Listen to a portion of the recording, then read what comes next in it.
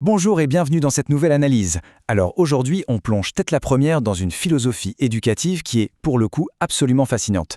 L'objectif, c'est de transformer radicalement notre état d'esprit en tant qu'éducateur moderne. L'idée, c'est vraiment de passer du statut de simple fournisseur de réponses toutes faites à celui de véritable guide de l'observation.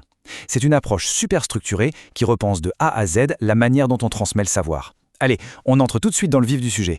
Alors voilà, un paradoxe assez saisissant. Donner une réponse n'est pas toujours la meilleure façon d'enseigner. Bon, à première vue, ça peut paraître complètement absurde, non? Ça remet carrément en question l'idée même de ce qu'un prof est censé faire. L'attente classique, elle est basique. Un élève pose une question, on lui donne la réponse. Fin de l'histoire. Mais, comme on va le voir, cette évidence est en fait très souvent la pire des stratégies quand on veut vraiment avoir un impact durable. Pour structurer tout ça, voici comment on va procéder. D'abord, on va décortiquer ce fameux paradoxe de la réponse. Ensuite, on comparera la méthode classique à la méthode inductive. Troisième point, on se penchera sur l'étonnant cas de la fourmi. Quatrièmement, on parlera du danger très actuel de l'istignat. Et pour finir, on verra comment former leur gare. Commençons donc par notre première étape, le paradoxe de la réponse et comment repenser le rôle de l'enseignant. Ce qui est dingue quand on fouille un peu dans l'histoire, c'est que les plus grands pédagogues faisaient tout pour éviter de donner des réponses directes à leurs élèves. Prenez Socrate et son fameux concept de la maïeutique, par exemple. Son idée maîtresse, c'est que la vérité, elle ne s'impose jamais vraiment de l'extérieur. Un fait qu'on plaque sur l'esprit d'un élève, oui, il va le mémoriser pour son contrôle, mais c'est tout. Par contre, une vérité que l'élève découvre par lui-même, ça transforme littéralement son esprit. On passe d'une info complètement inerte à une compréhension profonde, intériorisée, et ça change tout. Passons à notre deuxième point, la transmission classique face à la méthode inductive. C'est là qu'on touche au cœur du problème. D'un côté, on a cette fameuse transmission classique qui nous balance de l'information prête à l'emploi. Le souci, c'est que c'est imposé de l'extérieur. Ça crée une vraie fragilité intellectuelle, parce qu'au premier argument contradictoire qui passe, l'élève est totalement désarmé.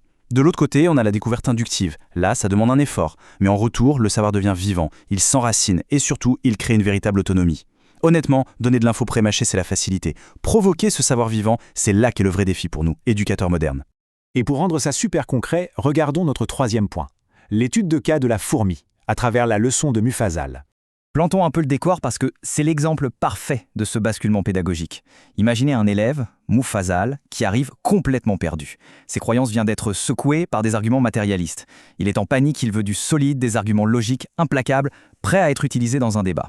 Un prof classique lui aurait probablement fourni une démonstration philosophique en 3 points, mais l'imam Jaffer, face à cette demande, lui adresse simplement cette injonction « Regarde la fourmi ».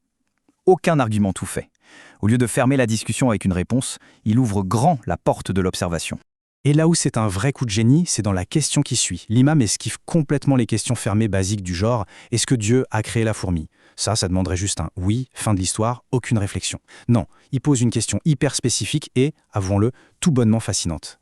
Qui a appris à la fourmi à couper les graines avant de les stocker pour éviter qu'elles ne germent? C'est une invitation magistrale. L'élève est forcé de déclencher une observation profonde et merveilleusement minutieuse du réel. Si on décortique cette méthode inductive étape par étape, pour pouvoir l'appliquer demain dans n'importe quelle salle de classe, voici comment ça marche. Étape 1, on part d'un fait tangible. Ici, le comportement hallucinant de ce petit insecte. Étape 2, cette observation va obliger le cerveau à remonter logiquement vers une cause invisible. Ça structure totalement la pensée. Et enfin, l'étape 3, on atteint cette fameuse compréhension intériorisée. L'élève n'est plus là pour débattre avec des mots empruntés, il a littéralement vu et compris par lui-même. C'est brillant. Ce qui est d'ailleurs super intéressant, c'est que cette approche basée sur l'observation de la nature, c'est un pilier absolu de la pédagogie coranique. On y trouve constamment des invitations à observer des phénomènes simples. Les oiseaux, les abeilles. On retrouve aussi exactement la même dynamique chez des figures historiques comme Ali ibn Abi Talib. Lui, il utilisait une pédagogie d'immersion totale. Il décrivait la réalité avec une telle patience et une telle intensité que les questions émergeaient toutes seules dans l'esprit de ceux qui l'écoutaient. On ne dicte pas quoi penser, on crée simplement l'environnement propice pour que l'étincelle se produise. Ce qui nous amène à notre quatrième point, le danger moderne de l'istirna. Faisons un saut dans le présent. Avec l'ère numérique, on est devenu accro aux réponses immédiates. On a cette dépendance alarmante aux petits résumés, on exige des explications dans la seconde. Le résultat, c'est un flux massif d'informations, mais alors au détriment total de la transformation de l'individu.